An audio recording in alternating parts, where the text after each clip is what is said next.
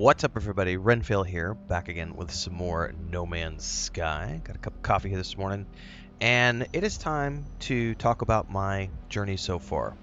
I'm getting close to 20 hours of the game, which might not sound like a lot. In the grand scheme of things, it's not a lot. 20 hours in a game of this scope is literally just scratching the tip of the iceberg. Like, we've barely managed to peel back the top layer and see what kind of color that iceberg is. We have no idea how deep the iceberg goes. This is a game where we could easily get hundreds of hours of gameplay. So this is not a final review by any shape of that word. This is just sort of my thoughts now that I've got, a week under my belt of playing this game. We've been streaming it every day for about a week.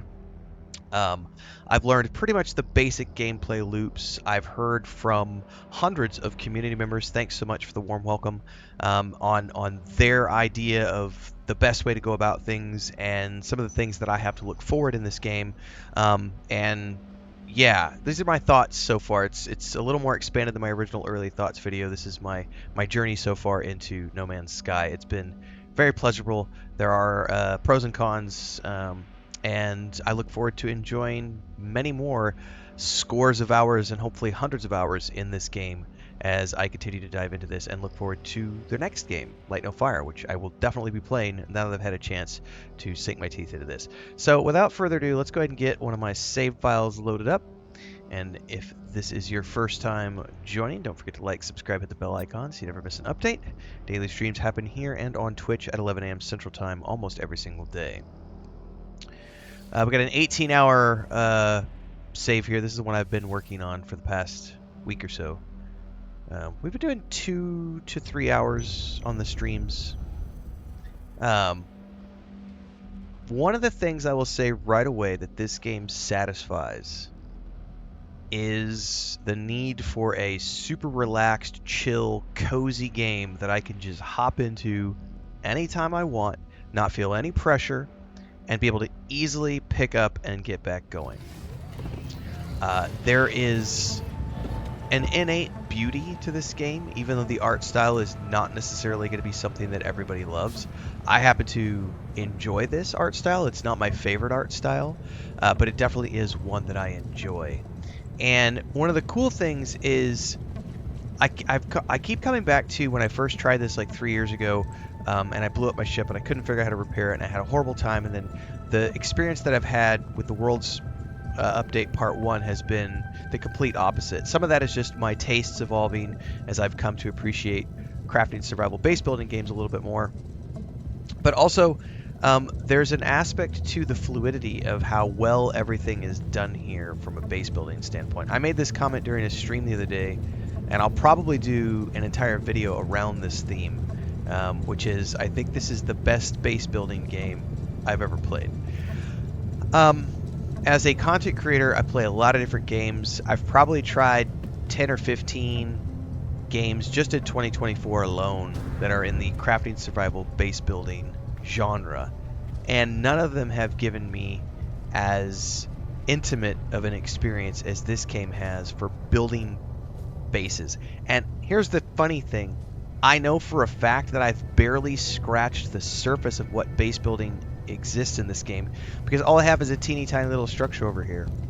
But the concept of what is here available for players to do, where you could build these massive different types of bases, and you can go in and do underwater bases, everything else. So I went, and as an example the other day, I went and bought some new structures. So right now I have the timber stuff here, right?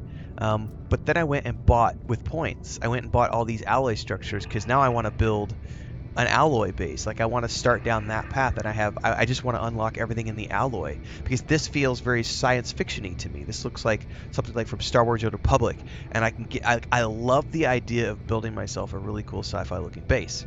What's really interesting to me about this is, as much fun as I've had in 2 different playthroughs through Starfield, I have yet to touch base building in Starfield, because that was not the reason I played that game. I played that game for the RPG storytelling, because it was a Bethesda game, and I love Bethesda games, and there was all this stuff that was icing on the cake.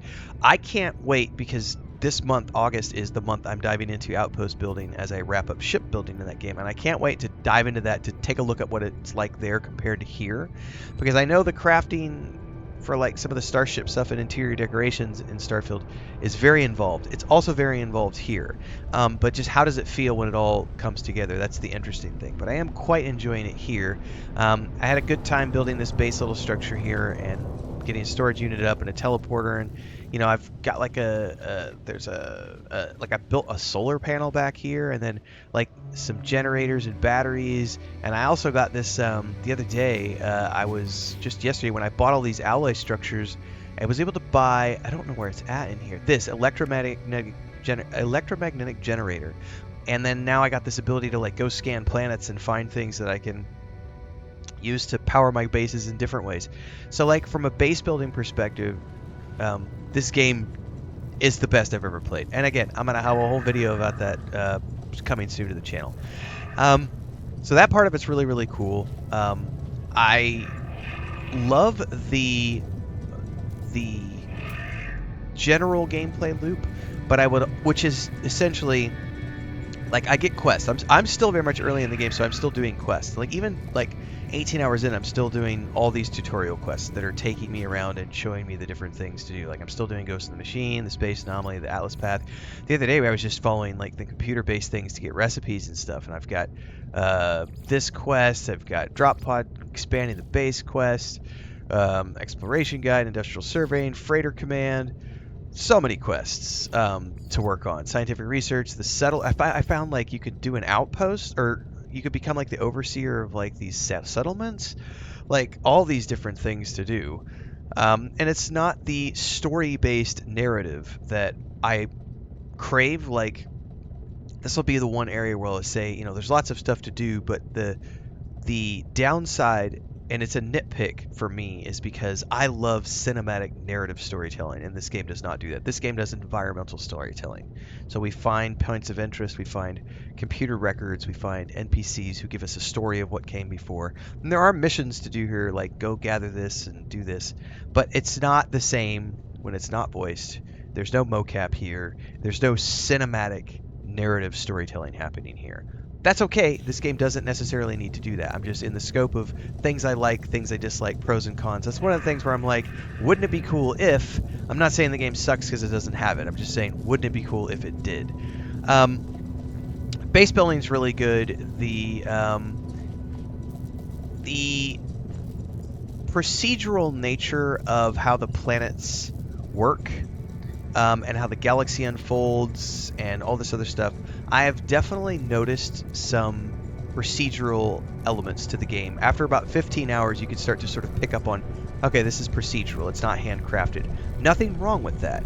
It's something that's noticeable, and it's kind of like the art style is really noticeable. Like this game has its own unique art style. The procedural element becomes noticeable after a while in terms of the way you see things being generated, and it's the same thing for every procedurally generated game I play. They are not perfect, but this game does it very, very well.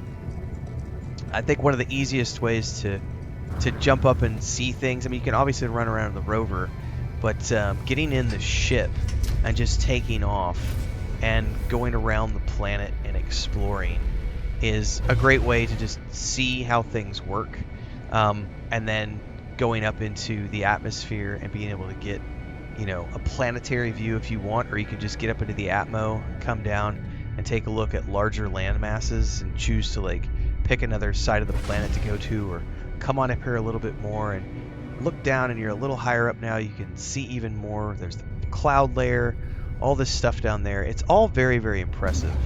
And then like if I want to, I can come over here and say, you know what, I want to go to that moon, or whatever that is over there. It might not be a moon, that's a planet. It's another planet. So let's go in this direction. Let's check out this other planet over here. This gameplay loop right here is really good, but I will say that it does get repetitive after a while. And one of the things I appreciate is when a game offers me the option to fast travel to a destination as opposed to needing to manually do it all the time. Not to say that one version is better than the other. I say it would be nice if the option existed, because sometimes I want to be hands-on. Sometimes I want to be able to have that feel of burning through the atmo and I'm the one at the stick guiding my ship down like I am right now. But sometimes, if I'm in the middle of a conversation on a stream, or if my wife's talking to me while I'm playing, you know, I would love the ability to be able to just pick a landing spot and hit a button and have it either fast travel me there or land me there. And I know someone invariably, because they did this on the other video, someone's going to jump into the chat right now and see, you could totally fast travel. Oh, hang on, we're going to get sidetracked real quick here. They're going to be, you could totally fast travel. You could do that through the portals and everything. Well, I'm not talking about from the portals. I'm talking about from my ship directly. I'm not talking about going to the anomaly or anything like that. I'm talking about, there it is right there. I'm talking about being able to do it directly from my ship. I haven't seen that yet. If it exists in the game later on, cool. But that's definitely one of the points I would award to like Starfield, because I can actually jump from one place to another in my ship and have like a fast travel deal. And did I land in the right spot? Because I totally saw a little cave over here, which I wanted to run over to. Oh, I did. So this is another thing I will say that this game does exceptionally well, which is when you're running around and you find little things like this, you can land and go explore and scan and say, you know what? This thing has like all sorts of undiscovered things that I haven't seen before. So let's discover those. Let's harvest these. And then let's take them back to our home base. So this gameplay loop is very fun. It does get repetitive for me after a while. And I talked about this in another video about how you know, cinematic storytelling games, I can often sit here and play for 8, 10, 12 hours, no problems. This game, I've been finding a hard cutoff after about 3 or 4 hours, because as much fun as I'm having in this game, I do kind of feel like after I've done 3 hours of like harvesting things, building things, going to another planet, getting something, bringing it back, uncovering a computer, getting a blueprint, bringing it back, all that to me eventually gets to the point where I'm like, you know what, it's time for a palate cleanser. I'm going to go off and do something else. It's incredibly fun for the time that I play it, but I do always find myself coming up sort of and it's probably a self-imposed wall. It's my style of gaming. I like that cinematic narrative experience more than I like sort of roaming. I love base building. I love exploring. I love the space flight. And I love, you know, scanning and harvesting. I love all that, but it ends up getting to the point where I kind of need to move on and do something else for a little bit. So it's great fun for a few hours a day, and great fun to be able to jump in and do whenever you want. But I don't think that this is, for me, it's not a game that I would put up there with like my favorite RPGs or anything like that, because it doesn't really have an RPG element, although it does have some of the hallmark aspects of the environmental storytelling that some RPGs focus on. But, you know, I guess it's just not cinematic narrative for me, and that's, you know, I've rambled enough about that. So, gameplay loop's fun. I love the space flight. I love running around in your rover. The other thing I will say is that the first few times you do this, I gotta find it. We gotta go back into, that's the anomaly, which is not what I'm looking for. Quick commercial break, everyone, to celebrate and give thanks to all of these amazing people who keep me on the air full time. Really appreciate the support. All you got to do is join as a member. You get access to private videos. You can also do super thanks on any upload, or super chats and stickers on any live stream or premiere you see. And beyond that, don't forget we're multi-streaming over on Twitch now, so you can support over there as well. Thanks so much to everybody. Let's get back to the video at hand. Is that also my fleet? Because I'm pretty sure the base is over here too. Yeah, there's the space station. So the first few times you do this, it's really cool. After you've done this a few times, this is where I kind of feel like I would love a fast travel option going back to the space station. And one thing I will say is it's really cool to see how all the space stations have their own unique art style on the outside. But what I've found so far is that all of the space stations, once you get on the interior, it's the exact same layout, the exact same floor plan. The only thing that changes is the exterior, and then also on the interior, the like color coding and color scheme of what that looks like. So we're gonna go in here really quick, and this is where you'll find the teleporter to get around. There's also the anomaly that you can find.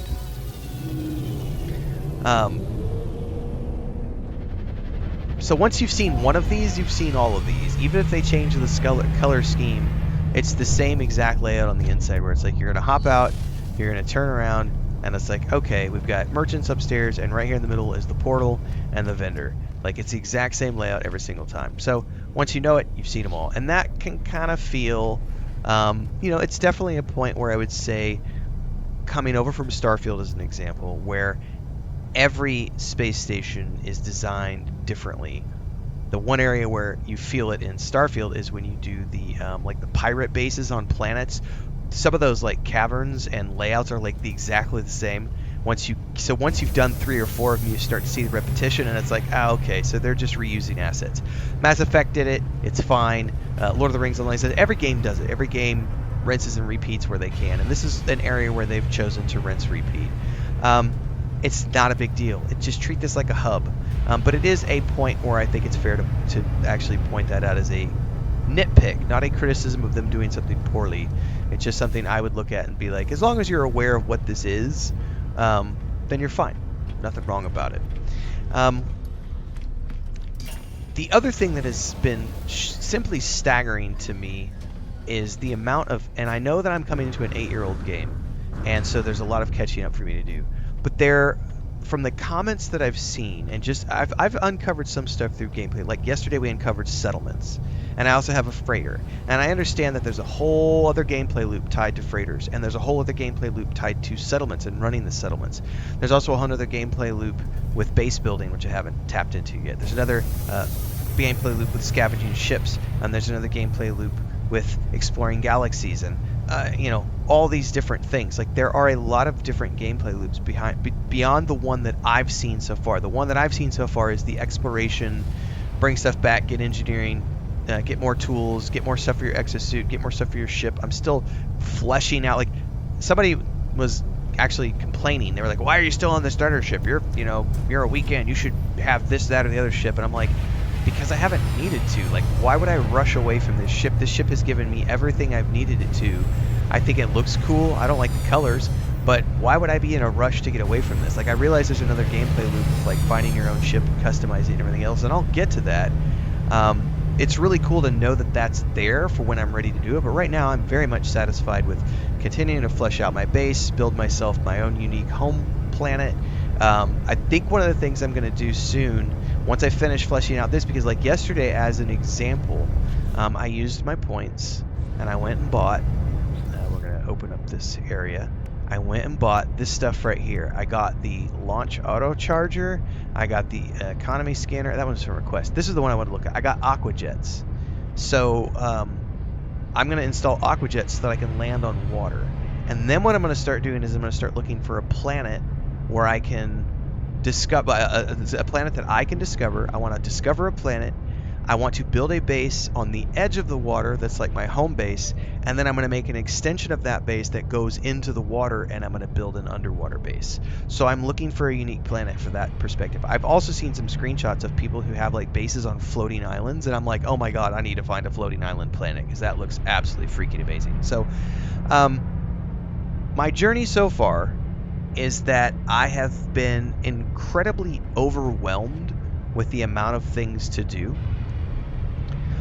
If I had to give the game a rating right now, I'm not ready to give it a final score, but if I had to give the game the rating right now, I would give it a solid like 8.5 out of 10. Like, I am genuinely having a good time. There are some aspects of the repetitiveness that kind of take away from it from me, the procedural nature of some things, the fact that it doesn't have, the hardcore RPG stuff. But those are just personal preferences as opposed to game flaws. So recognizing that that's not me saying that the game is bad, it's just it does those things differently. And my preferences lie in another route. But generally speaking, it's been a very good time. And my first, 18 hours in the game has become up on 20 hours. My journey so far has been a pleasurable experience. And I would also like to say, as far as the community goes, for the most part, it's been very welcoming. I've seen the traditional gatekeeping that we see just in about every other, if there's a game that's been out for a few years, you're always going to have the hardcore few who will be like, well, you've only played 10 hours in the game. You've only played 15 hours in the game. You don't have a right to be talking about it. You shouldn't be making videos. Go away and come back after you've logged 500 hours. You don't have the right to talk about these things.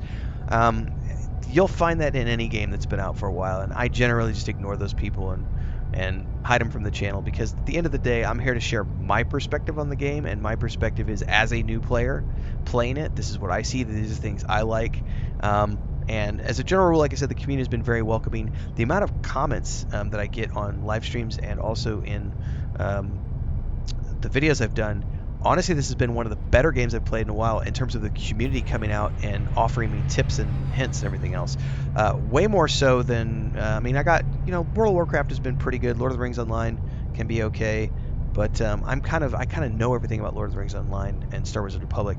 World of Warcraft, not so much. But this game, for some odd reason, the community's been awesome, and thank you for that. So I appreciate the welcoming nature of this, and I look forward to getting many more dozens and hopefully hundreds of hours in this game, because it is a good time. Definitely going to be playing it throughout the month of August, so follow along for that. I do plan on having this just remain a thing that I play in the background until Light No Fire comes out. It's been a lot of fun. So thanks. I'm rambling. See you next time. Daily streams 11 a.m. Central here and on Twitch. See you in the Discord, Patreon, and all the socials. Have fun, everybody.